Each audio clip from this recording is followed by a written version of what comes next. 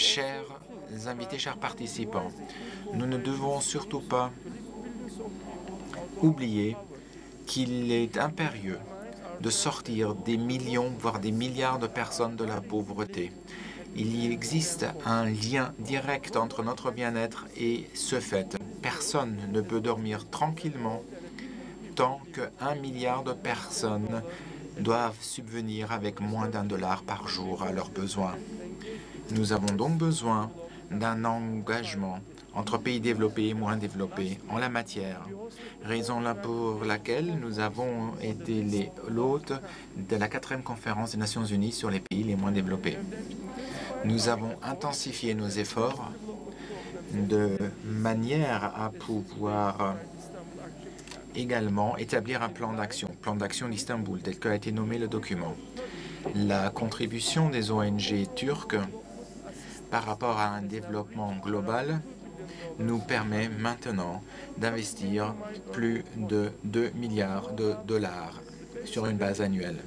À mes yeux, il ne fait aucun doute que le meilleur remède contre la pauvreté est de fournir et de mettre sur pied un système économique mondial qui fonctionne. Mesdames et messieurs, nous nous trouvons dans une phase de transition historique. La manière dans laquelle nous allons gérer les événements d'aujourd'hui aura un impact sur un grand nombre de générations à venir, de l'Afrique à l'Asie, de l'Europe au Moyen-Orient. La vie change et le changement les plus importants, les plus visibles sont notamment le printemps arabe. Ce réveil est totalement irréversible à mes yeux. Il s'agit d'une normalisation de l'histoire dans cette partie du monde, car le pourtour sud de la Méditerranée constitue le début de l'humanité. Car qui peut dénier qu'Alexandre le Grand avait notamment l'une des plus grandes bibliothèques à Alexandrie, qui se trouve également sur le pourtour sud. Il y a eu un grand nombre de philosophes aradiens d'Alartoun. Leur influence dans les sciences politiques, les sciences sociales a été ressentie à travers des générations, à travers le monde. Et on peut toujours dire qu'il y a toujours eu un besoin dans la région de trouver un État démocratique idéal. Qu'est-ce qui se fait maintenant? C'est un processus dynamique domestique de manière à corriger le cours qui a été engagé ces dernières décennies. Cependant, bien que nous ne puissions pas encore prédire fiablement ce qui se passera dans les différents pays avec cette brise du changement, il est clair que chaque pays trouvera son propre équilibre au vu de ses propres conditions cadres.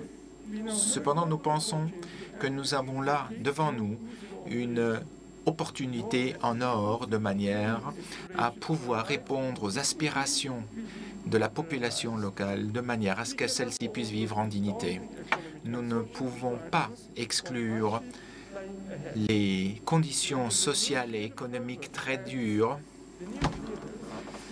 existant dans la région et les nouveaux dirigeants devront répondre à ces énormes défis de manière à créer des conditions économiques propices pour chacun.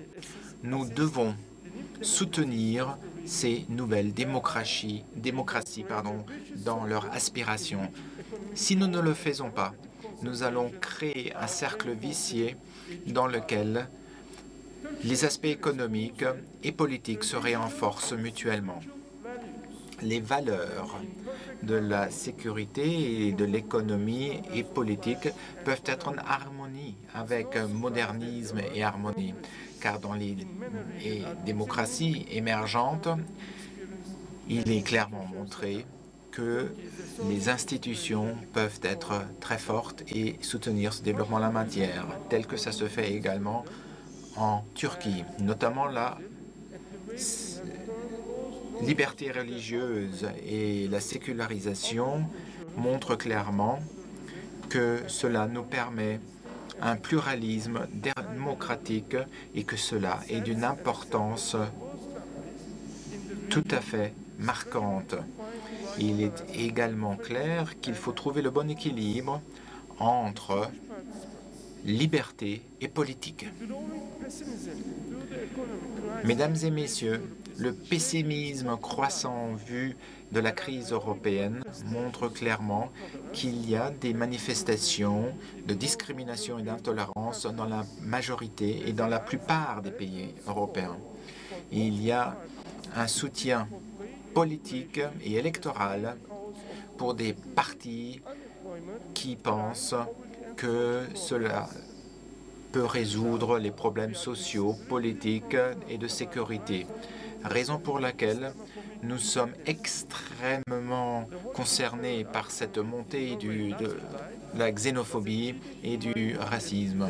Et ce qui s'est passé au mois de mai l'année dernière nous montre clairement qu'il ne faut pas sous-estimer ces tendances très droitières. Il y a des signes dramatiques de complaisance, notamment lorsque la conscience collective européenne ne voit pas ce qui se passe. Nous savons qu'il s'agit, lorsqu'on parle de terrorisme, d'un acte totalement injustifiable. Mais si vous ne punissez pas les auteurs, alors se battre contre le terrorisme deviendra totalement impossible. Nous avons été choqués par les meurtres commis par les néo-nazis en Allemagne entre 2000 et 2006. Nous avons été extrêmement attristés que 8 des 10 victimes étaient d'origine turque. Nous sommes très préoccupés par rapport à l'état de sécurité, non seulement de la communauté turque en Allemagne, mais également à travers tous les autres pays européens. En la matière, je remercie le président allemand Wolf de clairement trouver les mots qui s'imposent et également de trouver la vérité de manière à pouvoir aller de l'avant.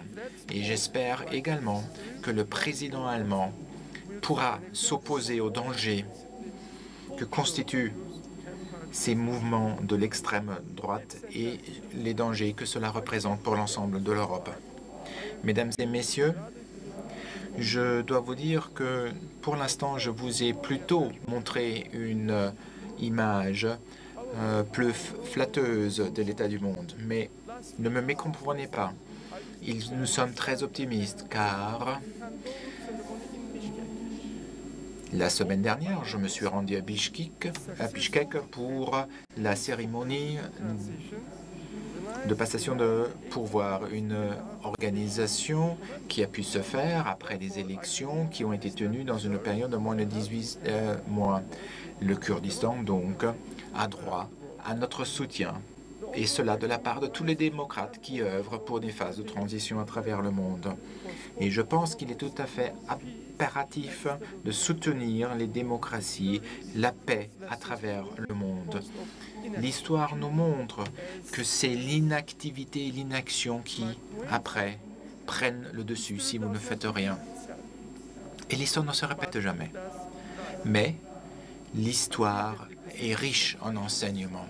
Je pense et je suis persuadé que les décisions et les actions que nous prenons aujourd'hui pourront également générer des dynamiques d'avenir. Et j'espère que les résultats de cette conférence très importante qui se tient ici à Vienne nous permettront d'ajouter une vraie valeur ajoutée à l'avenir du monde. Merci beaucoup de votre attention.